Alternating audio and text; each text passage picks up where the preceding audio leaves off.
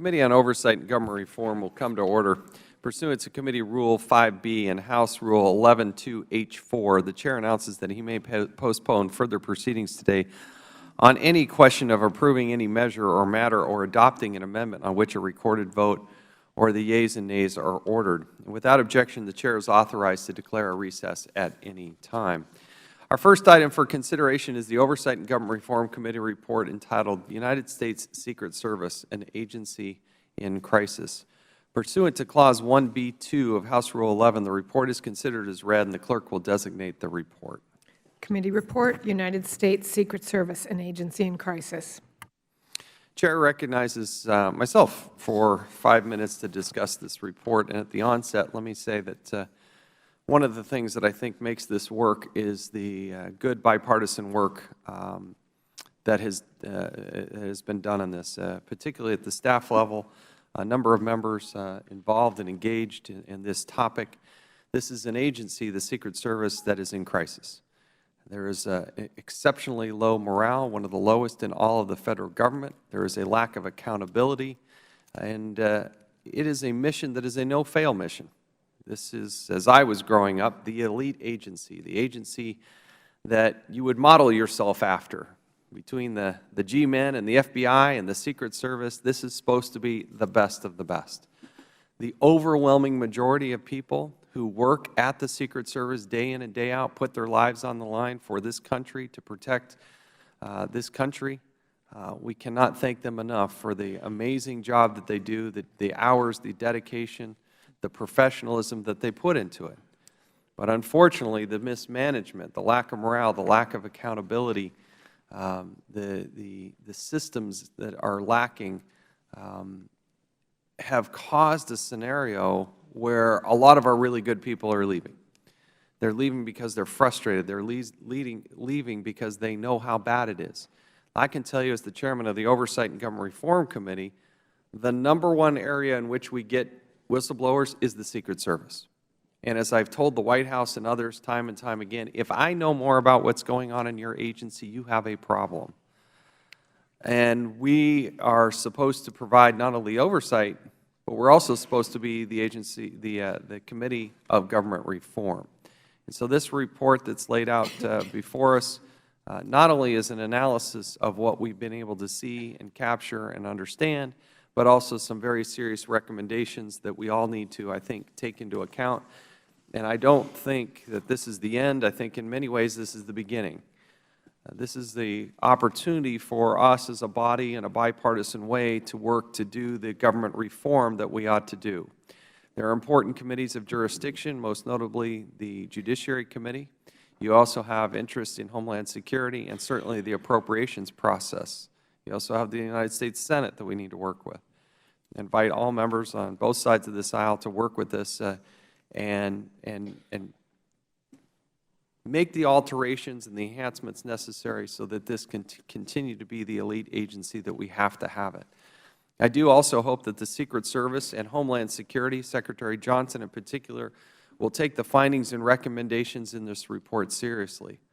The agency has a long history of covering up its mistakes. It's unhealthy for the agency, and it's not safe for the President of the United States. They are not above oversight. I happen to believe in my core that oversight is a good thing. It's part of what makes the United States different than most every other nation on the face of the planet. We do take a good, hard, critical look at ourselves in an effort to improve. And this is an agency that has not had vigorous or even cursory oversight over the past few decades. In late 2014, the Secret Service was experiencing a security breach on what was almost a weekly basis. The report details major breakdowns in the President's September 16, 2014 visit to the Centers for Disease Control. Not only did the Secret Service fail to protect the President on that date, they failed to be candid about the incident with the President, the Congress, and the American people. The breakdown at the Centers for Disease Control occurred 3 days before an individual jumped the White House fence and made it all the way into the residence. And if you recall, when the American people were told what happened, they weren't told the truth. They were told that he got to the door. Oh, he got just inside the door. And then next thing we came to learn is he got quite far into the building itself. 8 days after the fence jumping incident, a man impersonating a member of Congress entered backstage, walked up to the president, and had a conversation at the Congressional Black Caucus dinner. 6 days later, in an almost identical set of events, a woman gained unauthorized backstage access to the Congressional Hispanic Caucus Gala. 6 days later in Los Angeles, Secret Service failed to screen an individual carrying a bag into a hotel where the president was staying. And breaches like this do not bode well for the safety of the president and do not give the American people the confidence that this agency and that the American people need. And these are just the incidents we know about. One of my deep concerns is that the inevitability of failure by a would-be perpetrator has been diminished. There ought to be no doubt in anybody's mind that if you try to get close to the president, if you try to get into the White House, you are going to be taken down. That's what should happen, and it should happen every time. It's difficult for Congress to regain confidence in an agency when the agency has routinely misled Congress. Our investigation found that 3 directors, Director Sullivan, Director Pearson, and Director Clancy, provided inaccurate or incomplete information to Congress. I think it's misleading. Some would call it false, but it certainly wasn't full and complete. Secret Service must begin honest and thorough after-action reviews of security incidents. These will help the agency in an accountable way train future generations of personnel and keep the current workforce in check. Our investigation also found that people jumping the White House fence is nothing new. We know that it's going to happen. It's happened for decades. But we found that over the last 10 years, 31 individuals were arrested for actually jumping the fence, yet only 4 went to jail. There hasn't been much of a consequence, and that is something that certainly needs to. Above all, our report reveals the Secret Service is experiencing a staffing crisis. An independent panel, and I was a little hesitant about this because I was concerned that the Secretary of Homeland Security went out there and just appointed this panel. And we heard testimony from that panel, and I got to tell you, they were impressive, they were thorough, but they were also clear in the recommendations that they made. I was as impressed with their work as I could possibly be. This Protective Mission Panel recommended the Secret Service hire an additional 85 agents and 200 in the Uniform Division officers. Since then, the Secret Service has lost more employees than it's hired. And this is at a time when we're turning the corner into 2016 and you have massive needs upon the Secret Service. In the midst of a new presidential campaign, multiple candidates hitting 3, 4, 5 states in a day, unbelievable stress, big events, happen at a rapid fire. These put a tremendous stress on the Secret Service themselves. Secret Service has got to staff up. There needs to be a process. They also need more funding. Now, there'll be some vigorous discussion about funding, but for the last 2 years, the Congress actually appropriated more money than the President asked for. But we've had it both ways, and I think we're very united, at least myself and the ranking member, in saying we have got to fund the Secret Service at the level that the President has requested. I don't think we have any choice. This is too important of a mission. Now, from my vantage point, funding alone is not going to solve their problems. That is not going to be the excuse that they use to come back before Congress and the American people and say, well, we couldn't get our mission done. There are certain things they need. They need a mock White House. We have, when the fence jumping incident happened, you have people that work at the Secret Service who've never been in the White House. My wife's been in the White House. You take a tour of the White House. You sign up and go walk through. But there are people who work at the Secret Service who've never been in the White House. They literally go out to a field with spray paint and practice saying, well, this is where this wall would be and this is where the stairs would be. Bring them in there in a mock scenario and run through every possible scenario they could think about. That seems reasonable. It's about an $8 million expenditure, and it's something I think is a very worthwhile expenditure. But going back to my point that dollars alone are not going to solve this problem, in the midst of their staffing needs, the Secret Service detailed former Director Alvin Smith to the United States Immigration and Customs Enforcement Agency, still paying him his $183,000 a year salary. He recently retired, but the agency looks at somebody who's problematic and just says, well, we'll just detail them because, you know, we want to maximize their retirement benefits, while simultaneously saying, well, we need more dollars. That's not what we're supposed to be doing around here. These are precious resources. It's hard for the Secret Service to come and justify an expenditure when they say, well, but we have people at the highest levels and the biggest dollars, we want to maximize their retirement benefits, so, you know, we really have to keep them on board, but give us more money. That doesn't happen in the private sector, and it shouldn't happen here. We're also going to have to look at what we did with the Pope's visit. I think the visit by the Pope, by all accounts, the Secret Service should be praised for good quality work. The execution of that mission happened because they were able to bring in resources from other departments and agencies. That does happen on a routine basis. I am personally suggesting, although it's not detailed in this greatest specificity in the report, I do think in order to meet the immediate staffing needs, even if the Secret Service, by the way, were to hire immediately and staff up, you can't just put them on the front lines right away. It takes months to get an agent or an officer up to speed. But perhaps what we should do is lean on the United States military, the FBI, the U.S. Marshals, others, to be assigned or detailed to the Secret Service for the next 12 months so that they can make it through the presidential election. We need people who can wield a gun, know what they're doing, and be trusted. And these other departments and agencies have these types of people. I think the President, for the good of the country, should call upon these people to spend a year and spend time with the Secret Service to help them out. Our report recommends that some of these missions that the Secret Service involved with also be shed. If you look, and the report details this, on what do they think they do, it is not necessarily the protective mission that they put up first. They have important cyber responsibilities, credit card fraud, and those types of things. But I think we, in a bipartisan way, and I know Mr. Conley in particular and others have spent time with us working on the idea that maybe we should take the investigative side of some of those financial crimes, give that, say, to maybe the FBI, and let the Secret Service focus on its core mission of being a protective detail.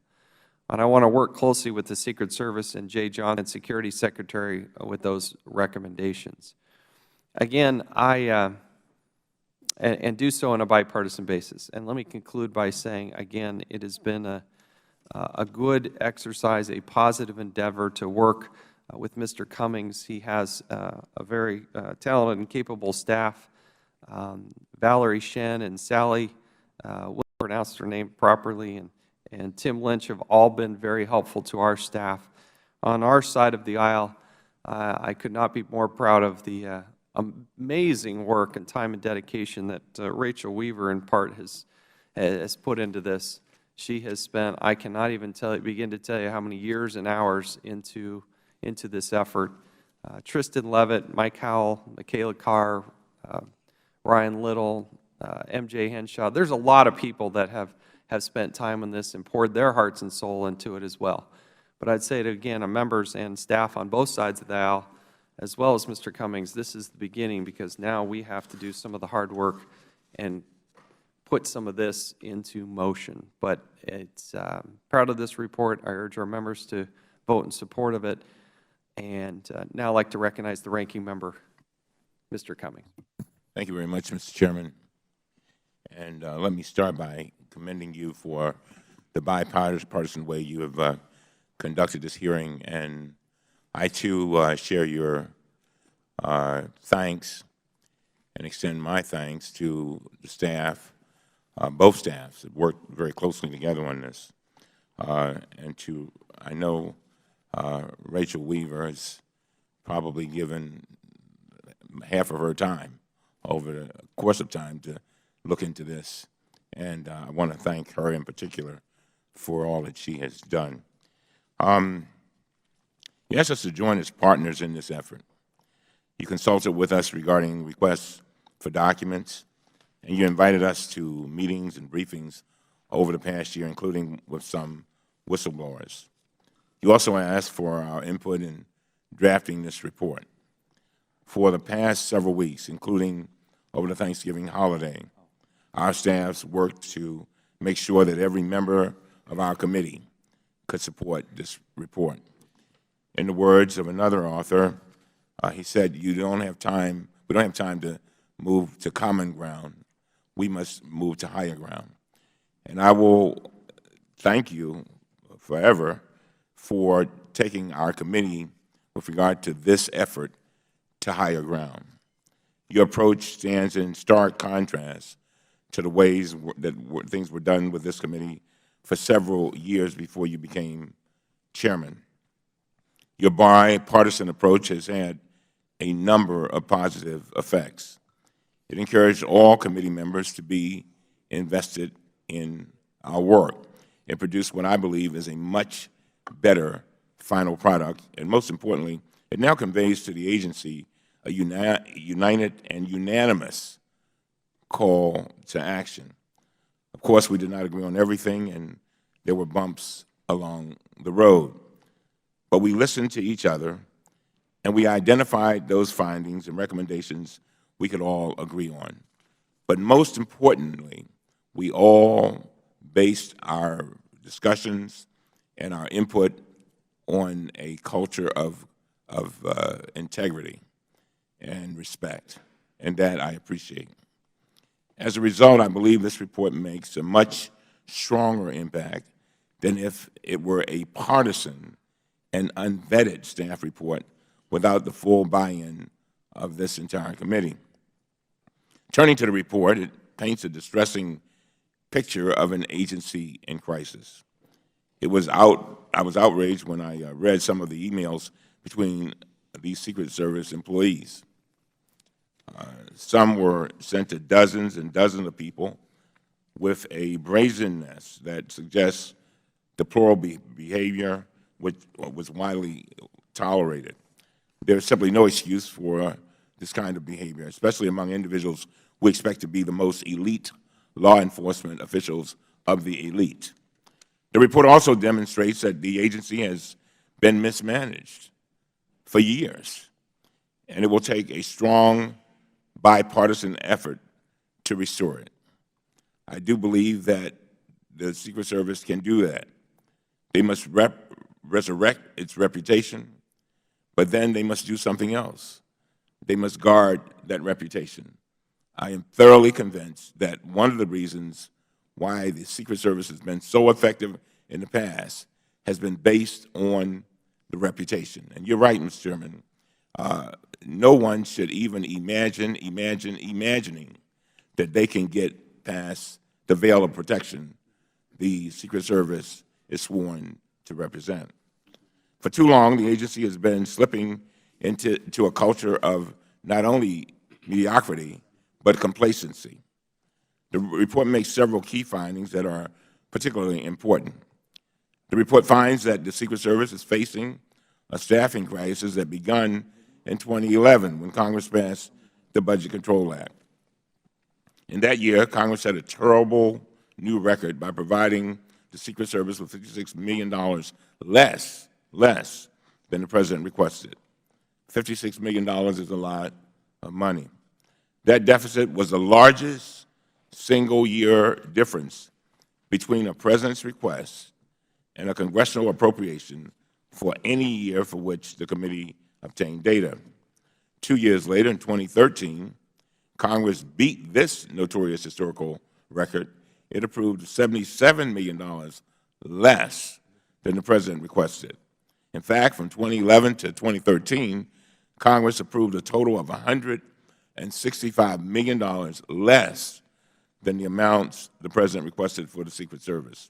As a result, staffing dropped off a cliff, with major declines in every single year from 2011 until today. Before I continue, let me make one thing abundantly clear. Budget cuts and staff declines absolutely is no way to justify some of the activities that are recounted in this report. As I said, there's simply no excuse, absolutely none, for some of the unacceptable behavior we have seen. However, the cumulative effects of making some of the biggest budget cuts in history, slashing staffing levels by hundreds, overburdening agents and officers, demanding excessive overtime, yanking personnel from one location to another, and cutting back on critical, very critical training. All of these forces have taken their toll on the Secret Service workforce. They degrade the mission, reduce effectiveness, impair morale, aggravate attrition, and deter the best and the brightest from even applying to serve the agency. Yesterday, the Partnership for Public Service issued its annual report on the best places to work in the federal government.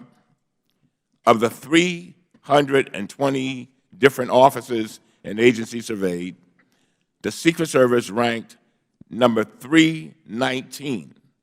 Hello, number 319 out of 320. Almost dead last. This is what needs to change. I'm encouraged that our report recommends full funding of the President's budget requests, provided that the Secret Service implements the reforms necessary to address these challenges. And let me say this, Mr. Chairman, and I share your view and you share mine, that the Secret Service must have the money it needs. But the Secret Service must use that money effectively and efficiently. It's one thing to make sure you have your officers, both uniform and those that are not uniform. It's another thing to also make sure that the administrative personnel are fully functioning and at full staff. And so, because they are the support system for everybody else. We need a strong and bipartisan commitment to helping this agency and its workforce. We need to focus on measures to promote a renewed sense of pride among individuals who dedicate their careers and their lives to this critical mission. And to the members of the Secret Service, I say to you, with this committee, you have a partner, but you also have a partner that will do everything in our power to oversee what is being done. And I beg you, if you do not want to go along with the mission of the Secret Service, to be the elite of the elite, to be the most well-known protective agency in the world, then perhaps you need another job. And so for these reasons, I urge all members to support this bipartisan report. And again, Mr. Chairman, I thank my staff, I thank your staff, and all of those people that took so much time.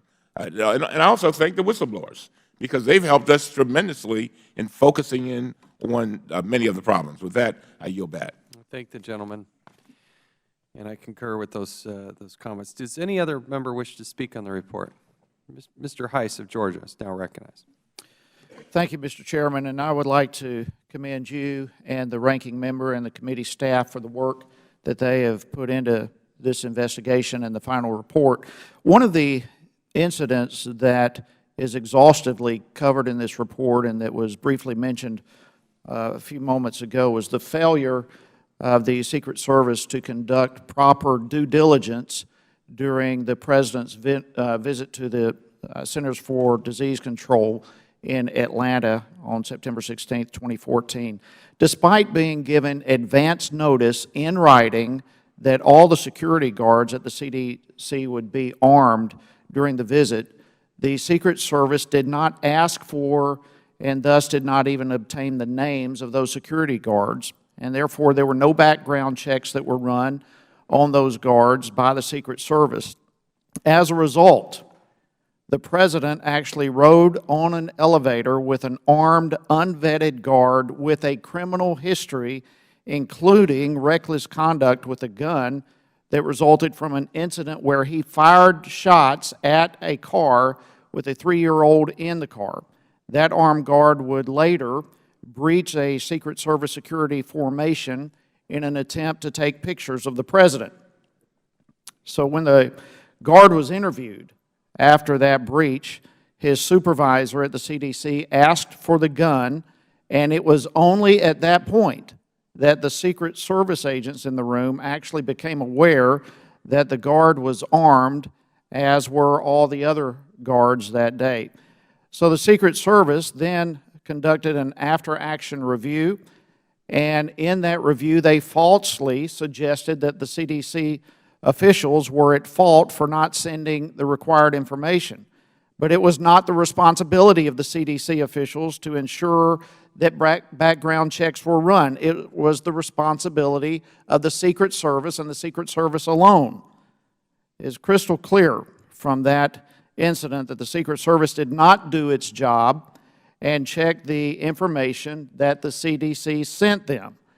This breach of protocol is indicative of a pattern, a dangerous pattern of both human error and insufficient processes. So this committee's report contains a recommendation for the Department of Homeland Security Inspector General to review the Secret Service's advanced procedures and policies for allowing armed individuals near the President. And I personally absolutely concur with this recommendation.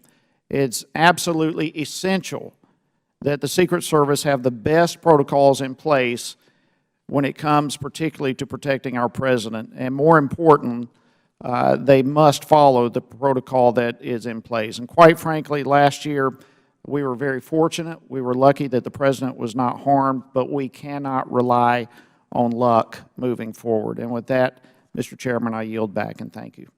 Thank the gentleman. Mr. Chairman.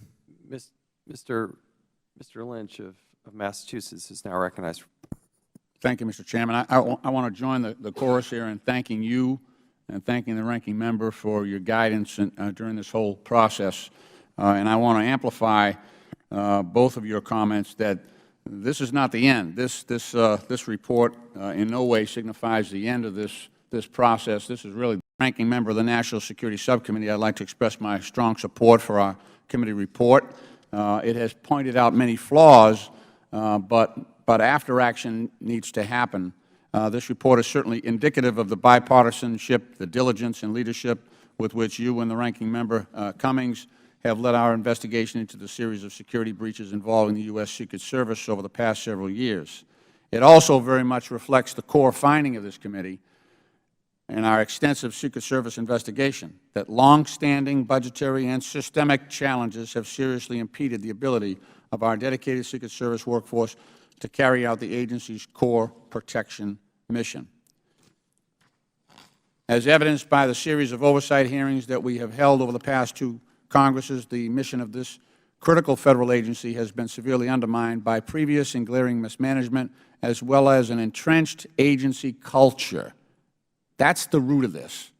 There's a culture here that is dismissive of the core obligations, and as the ranking member said, shortfalls in funding are in any way, an excuse for some of the conduct that we have seen and some of the complete lack of diligence and just basic security on behalf of the agency for the President and his family. It is also quite clear that the Secret Service has been impacted by sequestration-related budget cuts and the uncertain funding that results when Congress relies on temporary continuing resolutions. As one primary example of the security challenges that have given rise to this committee's bipartisan effort to reform the Secret Service, I just want to point out one aspect of this, and that is the agency's 72-hour video retention policy that's in place. And it was in place at the time of the March 4th incidents at the White House complex involving the 2 agents that came back after a party who drove through an active bomb threat investigation scene. In the course of our briefings and the March 24th hearing with Director Clancy, we learned it was the agency policy to routinely overwrite, to scrub the security camera footage after only 72 hours. That isn't evidence production. That is evidence destruction. That posed a serious challenge to the agency and Congress in reviewing the incident. That Director Clancy also informed us that he did not receive notice about that incident until 5 days later. That's a couple of days after they scrubbed the tapes. As reported by the Department of Homeland Security Inspector Roth in his incident report, this 72-hour time period was developed with the Secret Service Office of Chief Counsel in 2012, and that, quote, a longer retention period was not used because it was believed that security threats at the White House were immediately known and would not need to be preserved. Are you kidding me? The 2011 report of the drive-by shooting at the White House, we didn't know about it for 3 years. 3 years. And the White House Secret Service didn't know about it for 3 days. So there's a lot of work that needs to be done here. Incredibly, I.G. Roth also explained that when the Secret Service video surveillance system was originally installed at the White House complex in 2007, it had a 24-hour, one-day recording retention requirement. Director Clancy has subsequently testified that the Secret Service has expanded its video retention period from 72 hours to 7 days. 7 days of retained video at the White House. McDonald's has 30 days. Burger King has 30 days. Natick High School in Massachusetts has 30 days. Are you kidding me? And the fact that they hold the tapes and don't disclose them to the public or to the Congress, they're going to keep them for 7 days. This part, that part of the report I completely reject. I cannot sign on to that we're going to have a 7-day retention period. They are concealing evidence from the Oversight Committee in Congress. They are deliberately concealing it, and that's the culture here. So I can't sign on to that. I know there's a further commitment that we're going to extend that at some point. That's what they're saying. They're saying, let me read what they say.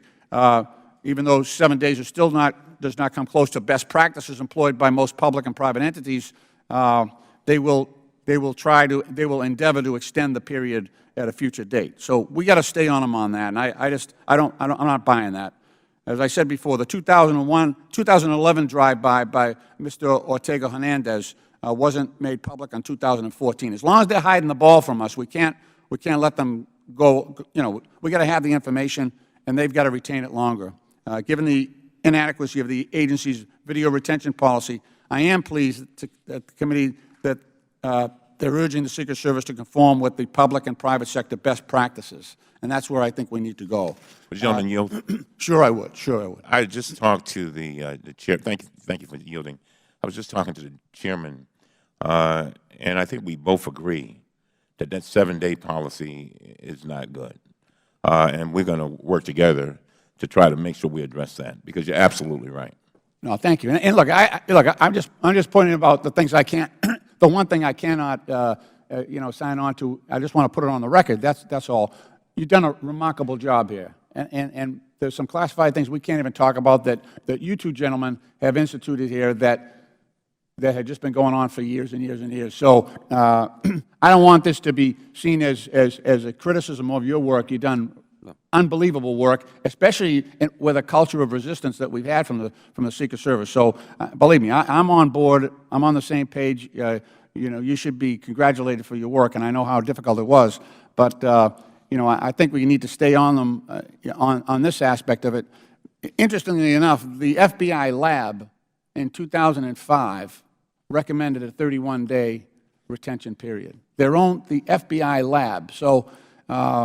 It's just all the evidence points to we got to be smarter than this. And remember what's at stake here.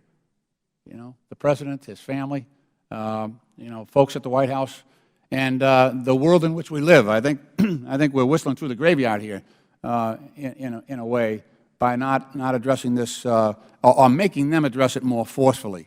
Lastly, I want to thank the Oversight Committee staff for putting up with me. Including Mike Howell and Tristan Levitt of the majority staff, and Valerie Shen and Sally Williamson and Tim Lynch of the minority staff, no relation. And I urge otherwise they're taking me out of here in cuffs. And I do urge my colleagues on both sides of the aisle to support this report. It's a good report. We got work to do, but this is a good report.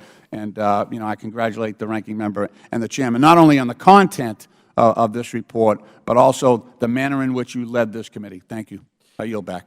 Thank you. The gentleman yields back, and I appreciate the kind comments, and I do think you bring up an important point. We will continue to work with you on those. And you also noted something I think it's important, too, is a lot of this was made available because of the good work by the Inspector General and their staff. They did a lot of good work, and were able to get in and see things that we couldn't have seen. And the Washington Post. Yes. They actually did a great job as well. There was some, Carol Lenig and some of the others were very valuable but that's not the way we should hear about it.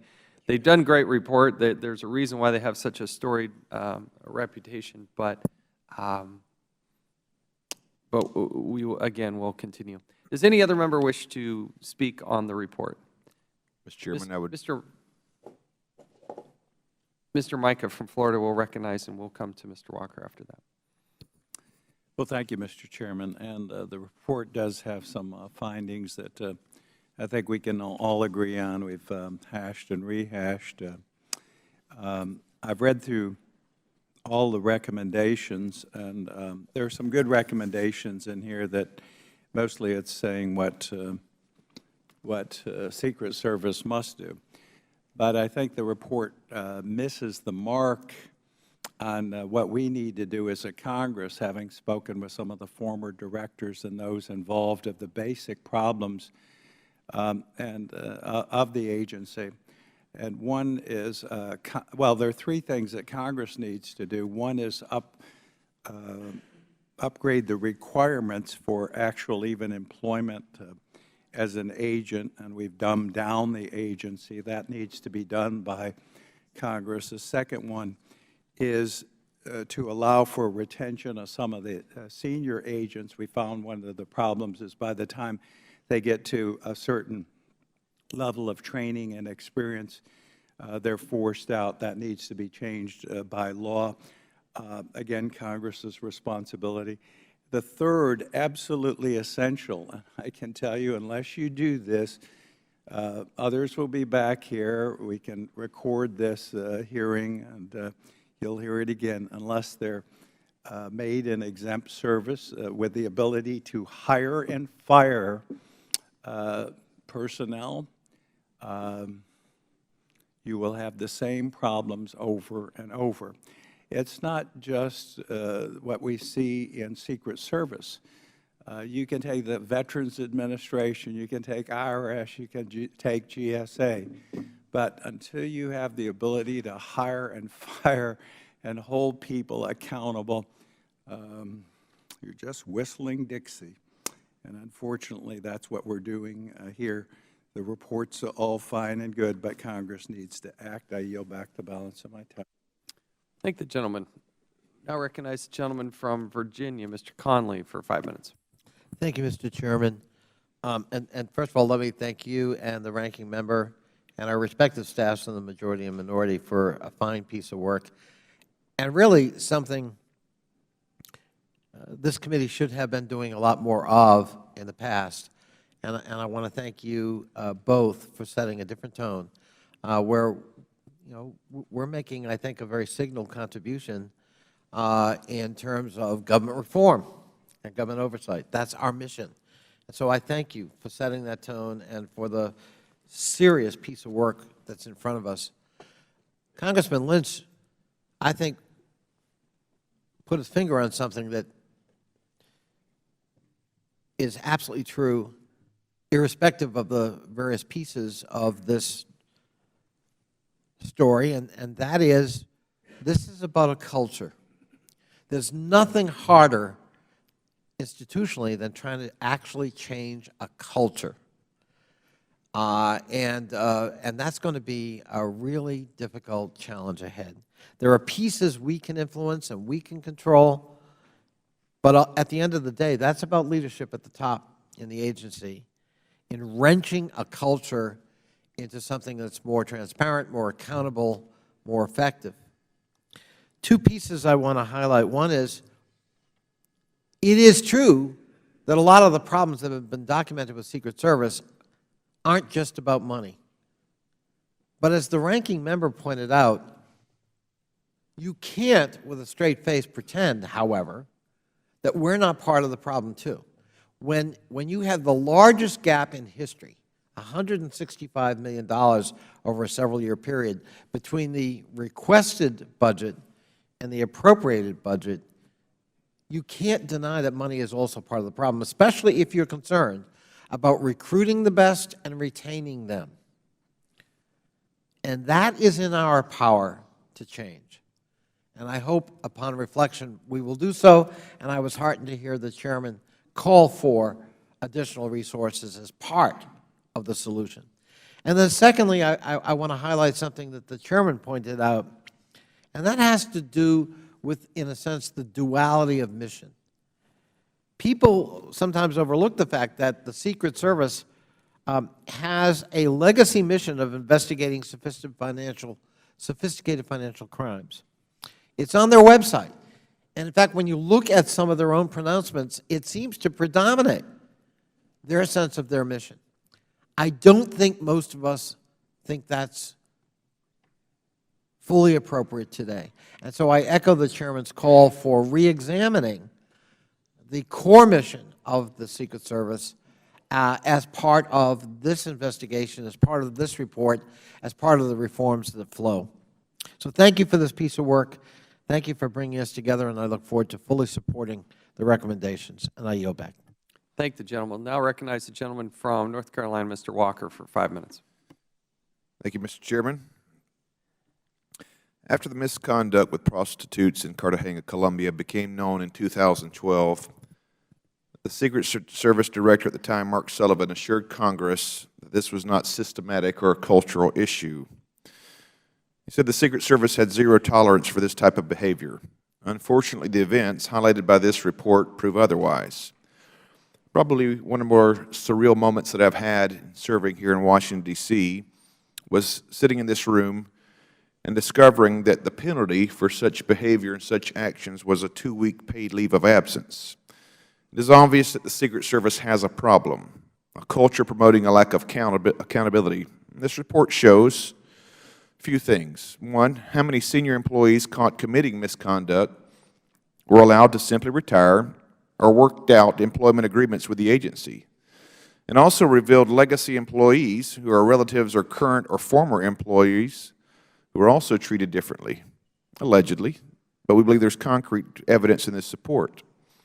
Finally, we saw an example of this with the incident that the gentleman from Massachusetts was simply referring to just a few minutes ago of March 4th, 2015, just earlier this year, where 2 intoxicated senior supervisors ignored roadblocks, took in their own discretion to move a barrel 5 feet in order to get into the White House grounds. Their vehicle came within inches of a suspected bomb that was awaiting bomb squad inspection. Most employees who are investigated for misconduct have their security clearances suspended while the investigation is ongoing. However, this report notes that instead of revoking those, security clearance officials were told to leave the clearances of these 2 supervisors during this investigation. Now, both supervisors happen to be friends with Director Clancy, and these agency favorites got preferential treatment. This kind of culture is simply unacceptable. I believe the American people deserve and are asking for more. However, it has become commonplace in this administration, the administration that promised us transparency. Unlike regular citizens or here rank-and-file officers, the rules simply do not apply to the higher-ups in the Obama administration. These officials and Secret Service managers and supervisors need to be held accountable just like everyone else. In fact, they should be held to a higher standard. I hope the Secret Service takes this report and its findings seriously. We cannot afford to let this kind of culture linger any longer. I thank the chairman, staffs of the minorities, as well, the Inspector General, for doing such a yeoman's work. Thank you, Mr. Chairman. I yield back. Thank the gentleman. We'll now recognize the gentlewoman from the District of Columbia, Ms. Norton, for 5 minutes. Thank you very much, Mr. Chairman. The criticism of the Secret Service has been appropriately bipartisan. They're a very easy target. When you have another jumper on Thanksgiving Day, as the President and his family are having Thanksgiving dinner, they deserve all the criticism we can give them. In the age or the era of ISIL, the last thing we need is to send the message that we cannot even protect the home of the president. This is an area of particularly concern and interest. It is one of the great First Amendment areas of the United States. You know, I don't know why people don't use their First Amendment rights and come more often to the Capitol. Even when they have a grievance against the Congress, somehow the White House becomes a symbolic place. They go to the White House. And of course, it's a tourist mecca here, and so I have a very special interest because 20 million people a year come to the nation's capital. Imagine being told that, sorry, we can't assure that we can protect the White House, so you can't get very close to it. People had to be put on the other side of the street for a few days there after the most recent jumper. I'm pleased that they're back again. The spikes interested me because I was for the spikes, temporary though they were, because it's going to take some time for that fence to be fixed. And it seems to me that that was a very good way temporarily to allow people to get closer to the fence. And I'll be, goodness sakes, if this jumper didn't manage to jump over that fence. And I must say, with great ease, with a flag wrapped around him and papers in his teeth. My goodness. When I met with the Secret Service, I asked them that if they want to, in fact, try out the fence. We have plenty of high jumpers, high school students and college students here, who I think would be better testers than whoever tested those spikes. I do agree with Mr. Connolly, and because they're a very easy target, we've had target practice on them, taking no responsibility for what has happened to the Secret Service over the past several years. I was really quite astounded. During our several hearings, they never said a word about how many they were down in officers. In this last appropriation, they did get 150 uniform officers. They didn't do anything for them because of the retirements and departures in prior years. So there was no net increase, even with the increase they got in the last appropriation. They have 12 classes of agents. If the next appropriation goes through and 12 classes, that's 12. Imagine how much they must be down. That's 12 different classes of agents, 12 different classes of officers. Sequester tore the heart out of the Secret Service. That's if their budget is as they imagine it will be in 2016. Even with those 12 classes, it'll take 5 years for the Secret Service to get back to where they were. So I tell you, when we're going if we do sequesters or other cuts in the future, I hope we bear in mind that the police forces deserve very special attention and perhaps some exemption from those cuts. The Secret Service is supposed to do what it has to do no matter what its personnel, but we also have an obligation as well. Thank you very much, Mr. Chairman. Thank you. The gentlewoman yields back. Do any other members wish to speak on the report? Mr. Cummings. Mr. Chairman, may I be recognized for a brief request? Sure. Yesterday, we received a letter from the Secret Service responding to our report. It's a short letter, but it mentions several areas of the report that the Secret Service believes are inaccurate or need greater context. To be fair, I ask unanimous consent that yesterday's letter from the Secret Service be made a part of the official record for today's business meeting. Without objection, so ordered. Thank you. Any other members wish to speak on the report? Do any members wish to offer an amendment to the report? If none, the question is now on the adoption and favorably reporting the committee report to the House of Representatives. All those in favor signify by saying aye. Aye. Those opposed, no. In the opinion of the Chair, the ayes have it, and the report is ordered favorably reported. Without objection, the motion to reconsider is laid on the table.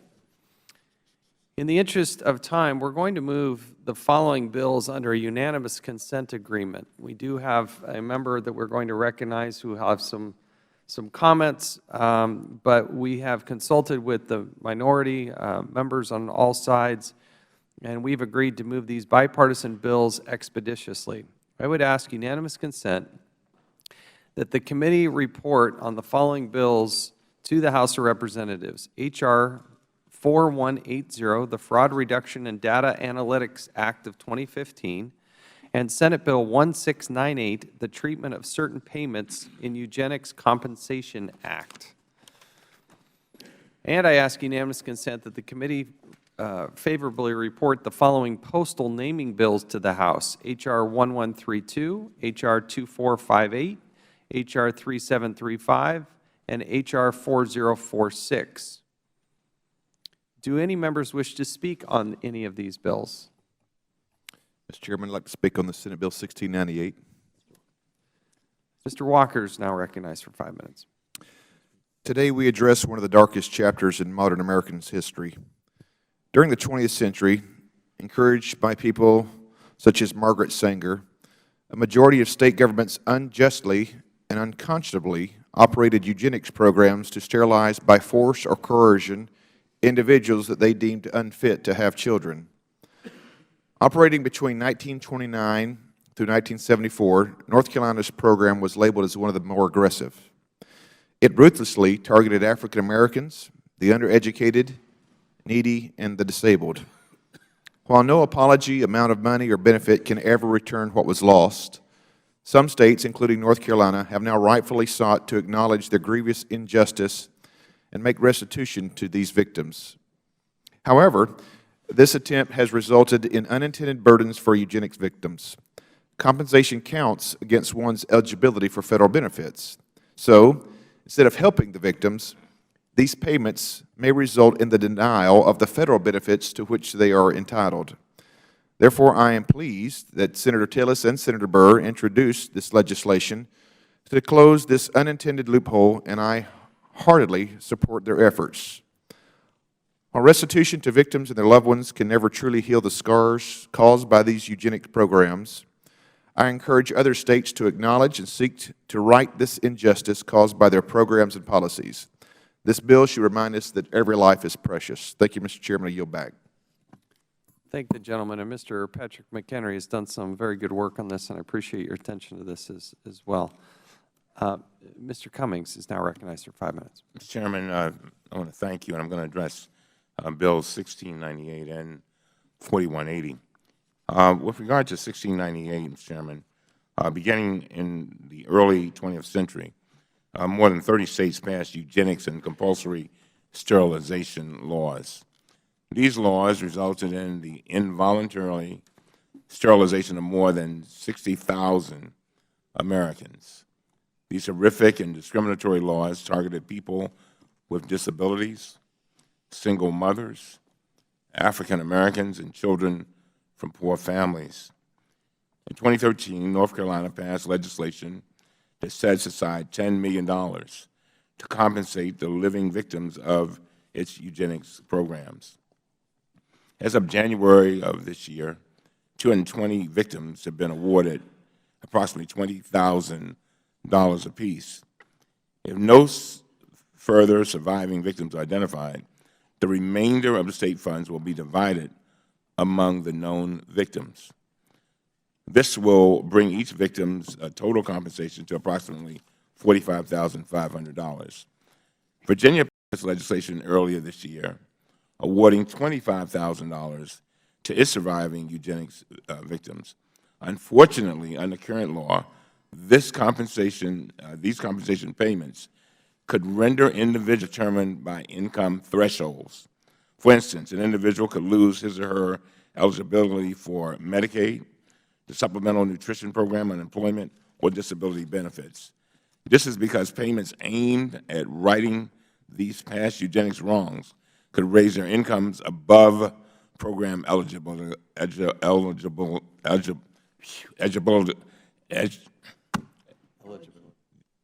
levels. Most eugenics victims were poor, and disadvantaged in the early 20th century.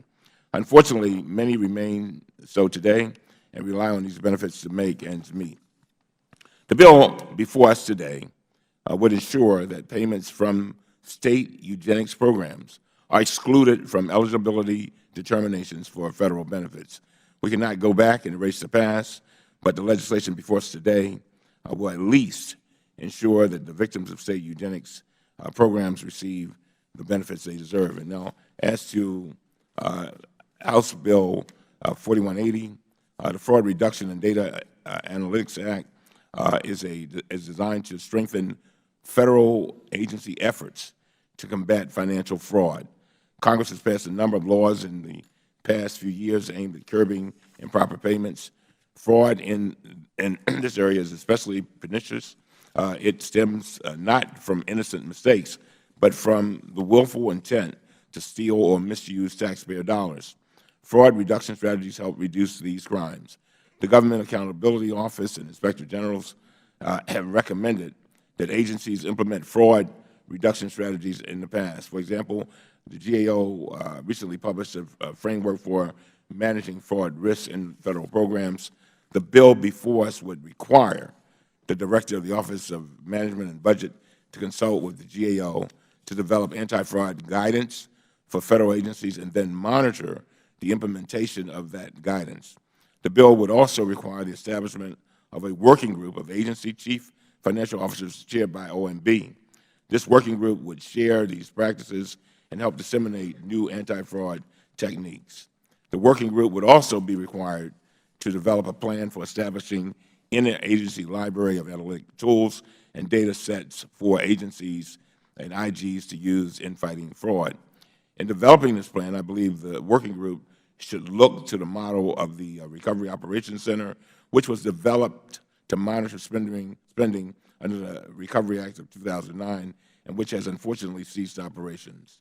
These are common sense steps toward solving a very serious problem that everyone should support. And I yield back. I thank the gentleman, and I appreciate the comments on the Fraud Reduction Act introduced by our own Mark Meadows and the good work that he's done in championing this bill and bringing it before us and moving it here to the floor of the House and having it passed sooner rather than later. Does any other member wish to speak on these bills? Mr. Conley is now recognized for 5 minutes. I thank the Chair. I just want to commend my friend Mark Meadows for his leadership on this bill of H.R. 4180, and I'm proud to be an original co-sponsor. Improper payments has been something this committee has been on for quite some time.